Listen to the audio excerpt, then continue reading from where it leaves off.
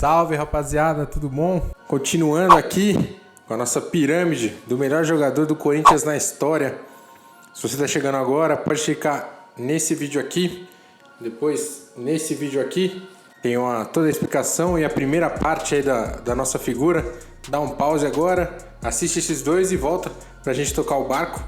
Então, se você já viu tudo, partindo daqui, depois de montar a base da pirâmide ali, os 10 jogadores da base, eu vou dar sequência aqui no segundo e no terceiro andar dela, chegando aos níveis bem altos aí de excelência na história do Corinthians.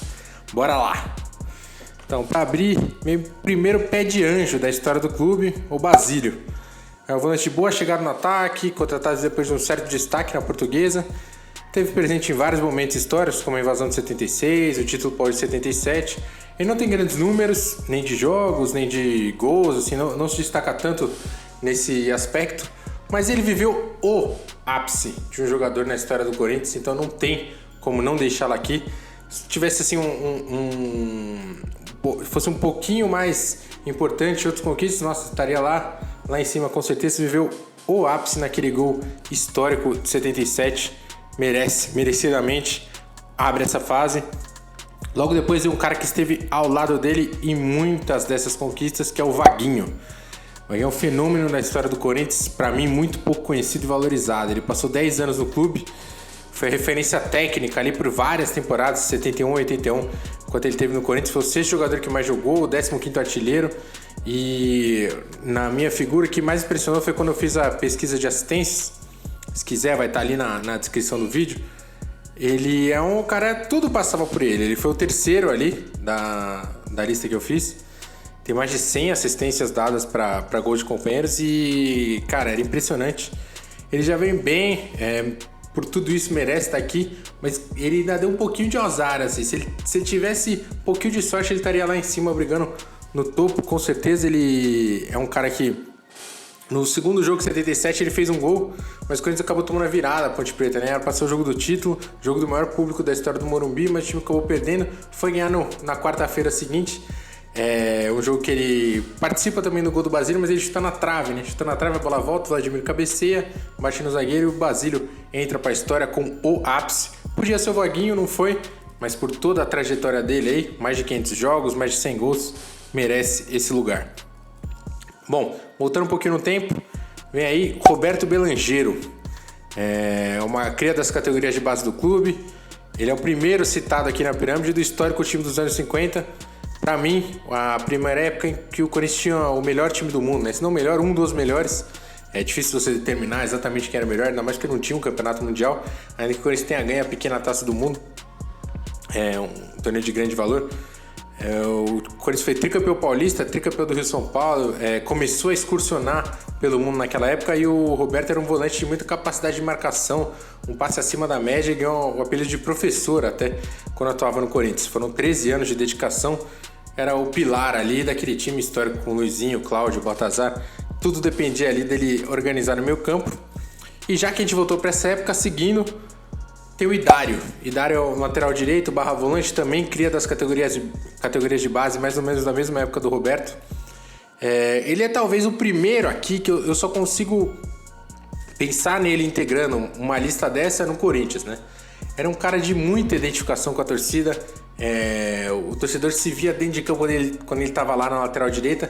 E ele tinha um papel inglório, né? Ele teve que marcar o Pepe, o canhoteiro, provavelmente os dois maiores pontos esquerdos aí do Santos e do São Paulo, respectivamente.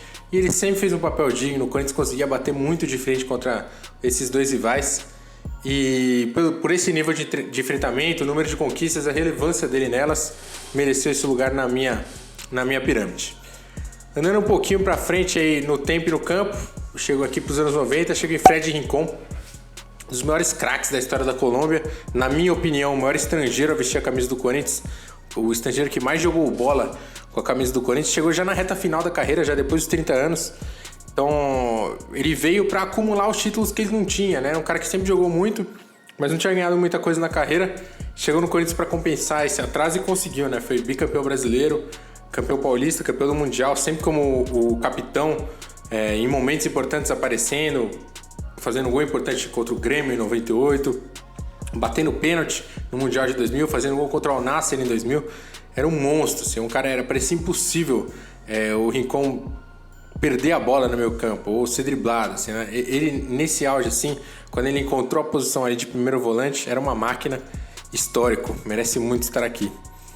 E como vocês podem prever, logo do lado dele veio o Vampeta, né? O Vampeta, o velho Vamp, folclórico, boa gente e tudo mais, carismático, mas ele jogava muita bola. Ele passou umas 4 temporadas aí do auge da carreira dele jogando no Corinthians. Teve um breve intervalo aí que ele foi pra Europa, depois jogou no Flamengo, ou fingiu que jogou, né? Como ele próprio disse. Ele era um motorzinho do meio campo, chegou a ser lateral algumas vezes, ia e voltava, incansável. Tinha um muito bom arremate de fora da área. Era um cara que sabia controlar o tempo também. Se precisasse fazer o primeiro volante, ele era capaz. E além de ter integrado, né, o meio campo histórico, né, Vampeta, Rincon, Marcelinho e Ricardinho, ele continuou, né? Ele foi até 2002, ele quase foi tricampeão brasileiro em 2002, perdeu a final pro Santos. E foi campeão paulista em 2003, sendo importante. Então, um cara gigante na história do Corinthians. Fenômeno, merece muito estar aqui. Seguindo ainda como volante, passando os anos, aí vem o Ralf. É o Ralf que acho que todos que estão assistindo conhecem. É o quarto aí dessa sequência aí, só nesse andar. Aqui ele chegou ao Corinthians em 2010. Peça fundamental no equilíbrio defensivo desde essa era muito vitoriosa, Mano/Tite. Curiosamente, os momentos mais problemáticos que você pode imaginar aí foram quando ele estava machucado, como no Brasileiro de 2010, que o time degringolou depois que ele machucou. Na Copa do Brasil de 2014, ele não joga contra o Atlético Mineiro lá naquela virada que o Corinthians toma, que poderia ser mais um título nacional. Um cara, um fenômeno da posição, mais de 400 jogos, nunca foi expulso, uma marca absurda. E leal, sempre leal. Então, acho que, por exemplo, no lance do Dudu em 2018, ninguém tinha dúvida que ele não tinha feito pênalti, porque o Ralf, ele é um cara que nunca faria aquele tipo de pênalti.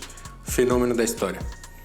Fechando esse segundo andar aí, vem mais um cara da época do Ralf, Emerson Sheik, carismático, veloz, toda uma intensidade absurda. É mais um caso de jogador que chegou ao Corinthians já depois dos 30 anos e ainda assim deixou uma marca incrível, né? Ele foi importante no Brasileiro de 2011, fundamental na Libertadores de 2012.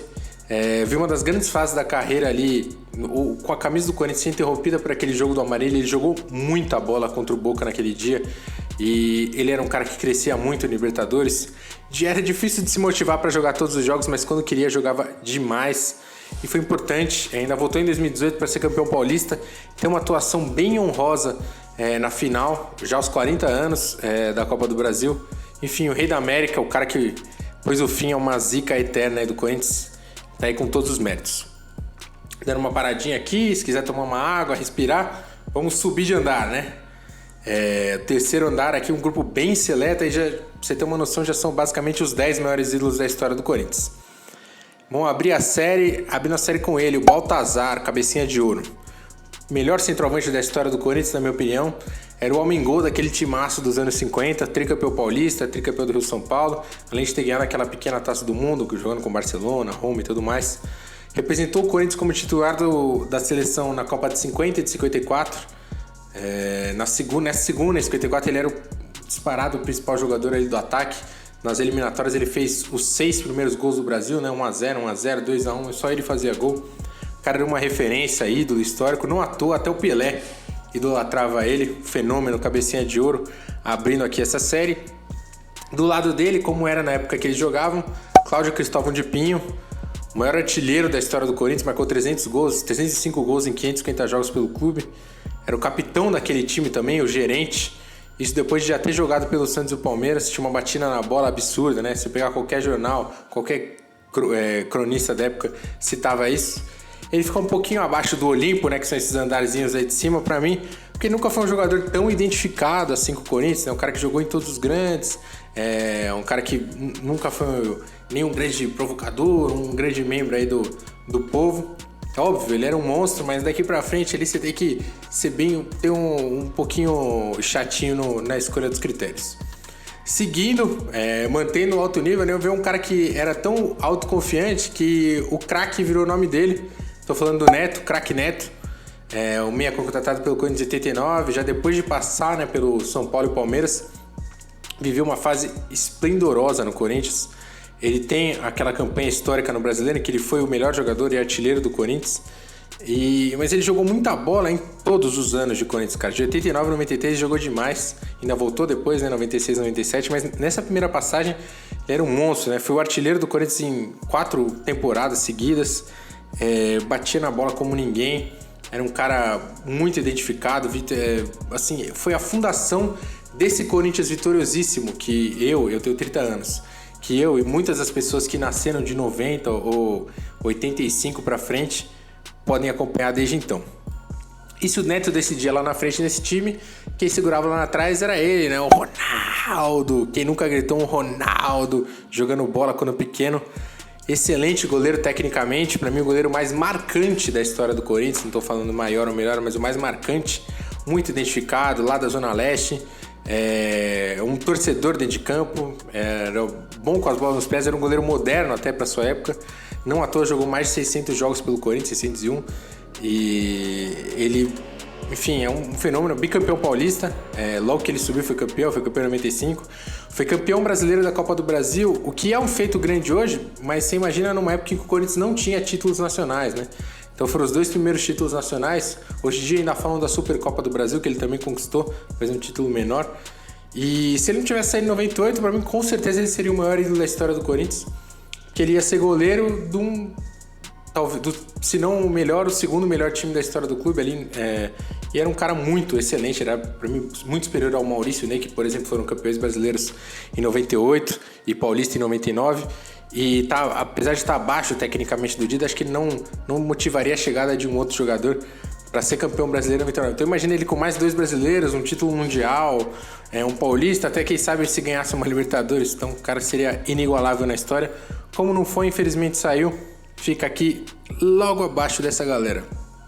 Já fechando aí esse andar seleto, meu Zé Maria, o Super Zé, lateral que chegou em 70, ficou até 83, jogou 2 Copas do Mundo, dono da posição, para mim o melhor lateral direito da história do Corinthians. Figura importante, 76 na invasão, bateu o último pênalti contra o Fluminense até. 77 bateu a falta do gol do Basílio e além disso era a fundação daquele time, né? Ele era um dos grandes pilares daquele time na década de 70 e 80, quase 600 jogos pelo Corinthians, um trator, uma lenda viva. Lado a lado dele, como sempre, Vladimir, fechando esse nosso terceiro andar, um ícone da posição, o melhor lateral esquerdo da história do Corinthians e dono de incríveis 800 jogos em quase 20 anos de Corinthians. Fenômeno. Saiu da base, passou por vários momentos do clube, desde uma época de vacas magras até as glórias.